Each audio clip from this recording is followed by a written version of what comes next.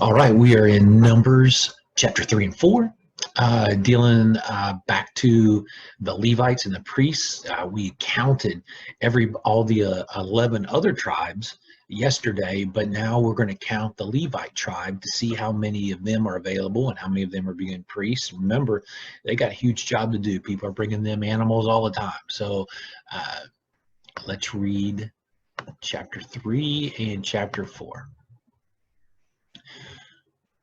When the Lord talked with Moses on Mount Sinai, Aaron's four sons, Nadab, Abihu, Eleazar, and Ithamar, were the ones to be ordained as priests. But the Lord killed Nadab and Abihu in the Sinai desert when they used fire that was unacceptable in their offering to the Lord. We read about that. And because Nadab and Abihu had no sons, only Eleazar and Ithamar served as priests with their father Aaron. The Lord said to Moses, "Assign the Levi tribe to Aaron the priest. They will be his assistants and will work at the sacred tent for him and for all the Israelites. The Levites will serve the community and be responsible for the furnishings of the tent. They are assigned to help Aaron and his sons who have been appointed to be priests. Anyone else who tries to perform the duties of the priest must be put to death. Moses and I have chosen these Levites from all Israel Moses, I have chosen these Levites from all Israel, and they will belong to me in a special way. When I killed the firstborn sons of the Egyptians, I decided that the firstborn sons in every Israelite family and firstborn males of their flocks and herds would be mine. But now I accept these Levites in place of the firstborn sons of the Israelites."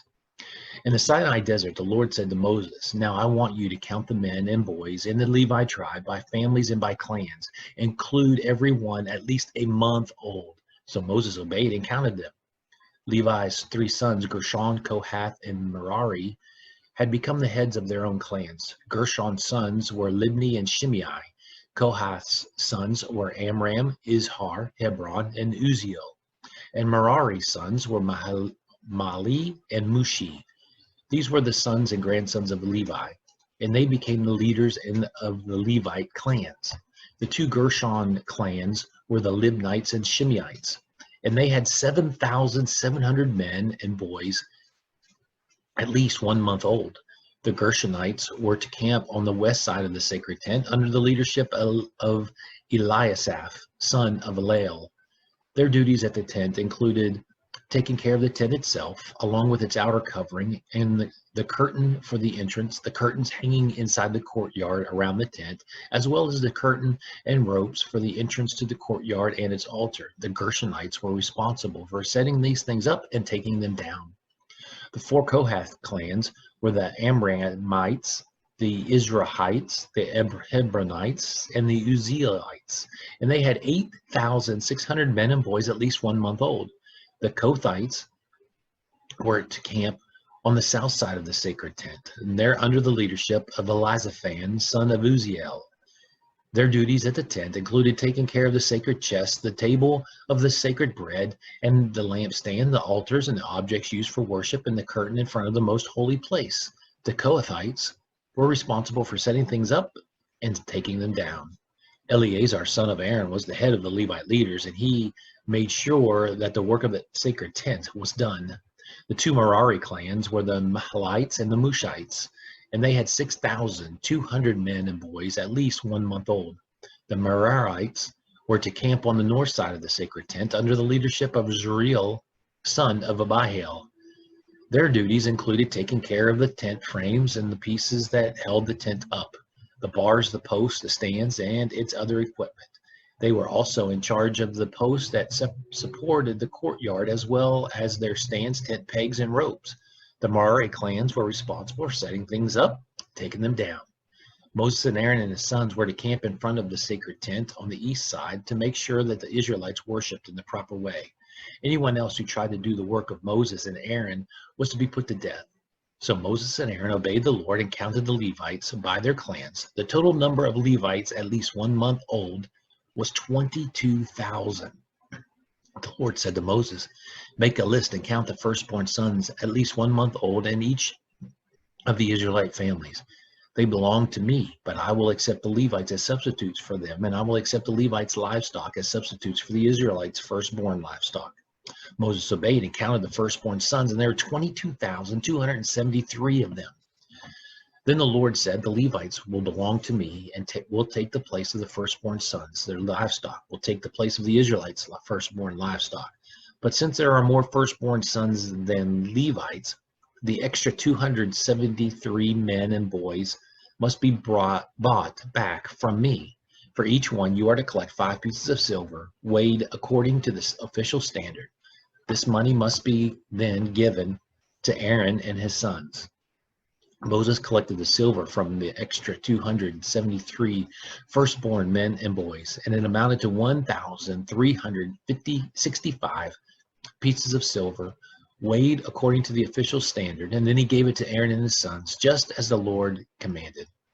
The Lord told Moses and Aaron, find out how many men between the ages of 30 and 50 are there in the 4 Levite clans of Kohath. Count only those who are able to work at the sacred tent. The Kohathites will be responsible for carrying the sacred objects used in worship at the sacred tent. When the Israelites were ready to move their camp, Aaron and his sons will enter the tent and take down the curtain that separates the sacred tent from the rest of the tent. They will cover the chest with this curtain and then place a piece of fine leather and cover it all with a solid blue cloth. And after this, they will put the carrying poles in place. Next, Aaron and his sons will use either blue cloth to cover the table for the sacred bread, or on the cloth they will place the dishes and the bowls for incense, the cups, the jugs for wine, as well as the bread itself. They are to cover all of this with a bright red cloth, and then with a piece of fine leather before putting the carrying poles in place. With another blue cloth, they will cover the lampstand along with the lamps and lamp snuffers, the fire pans, and the jars of oil for the lamps. All of this will then be covered with a piece of fine leather and placed on a carrying frame. The gold incense altar is to be covered with a blue cloth, then with a piece of fine leather before its carrying poles are put in place. Next, Aaron and his sons will take blue cloth and wrap all the objects used in worship at the sacred tent. These will need to be covered with a piece of fine leather, then placed on a carrying frame. They are to remove the ashes from the bronze altar and cover it with a purple cloth. On that cloth will be placed the utensils used at the altar, including the fire pans, the meat forks, the shovels, and the sprinkling bowls. All of this will then be covered with a piece of fine leather before the carrying poles are put in place. When the camp is ready to be moved, the Kohathites will be responsible for carrying the sacred objects and the furnishings of the sacred tent, but Aaron and his sons must have already covered those things so the Kohathites won't touch them and die. Eleazar, son of Aaron the priest, will be in charge of the oil for the lamps, the sweet-smelling incense, the grain for the sacrifices, and the olive oil used for dedications and ordinations. Eleazar is responsible for seeing that the sacred tent, its furnishings, and the sacred objects are taken care of. The Kohathites must not go near or even look at the sacred objects until Aaron and his sons have covered those objects. If they do, their entire clan will be wiped out. So make sure that Aaron and his sons go into the tent with them and tell them what to carry. The Lord said to Moses, find out how many men between the ages of 30 and 50 are in the 2 Levite clans of Gershon. Count only those who are able to work at the sacred tent. The Gershonites will be responsible for carrying the curtains of the sacred tent, its 2 outer coverings, the curtain for the entrance to the tent, the curtains hanging around the courtyard of the tent, and the curtain and the ropes for the entrance to the courtyard. The Gershonites are to do whatever needs to be done to take care of these things, and they will carry them wherever Aaron and his sons tell them to.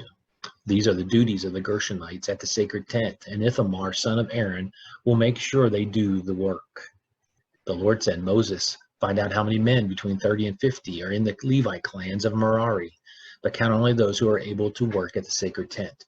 The Merarites will be responsible for carrying the frames of the tent and its other pieces, including the bars, the posts, the stands, as well as the posts that support the courtyard, together with their stands, tent pegs, and ropes.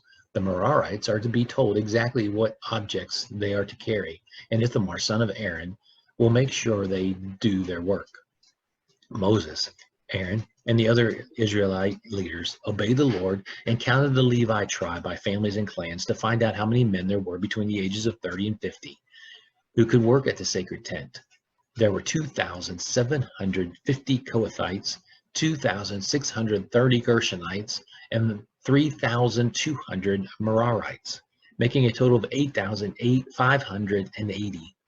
Then they were all assigned to their duties. So what we see is that God is getting the Israelites ready to move. He is preparing those men to be able to take part and tearing up, setting down, and they're going to do it a bunch, and they're going to be pros at this. But Moses and God were spreading out the responsibility to all the people. It's just like the church today. One guy can't do it all, two guys can't. It's the whole church. It's a body that works together to pull everything off, from turning on the lights to cleaning the floors to whatever it is. We're supposed to be able to volunteer for service before God. Hope you have a great day.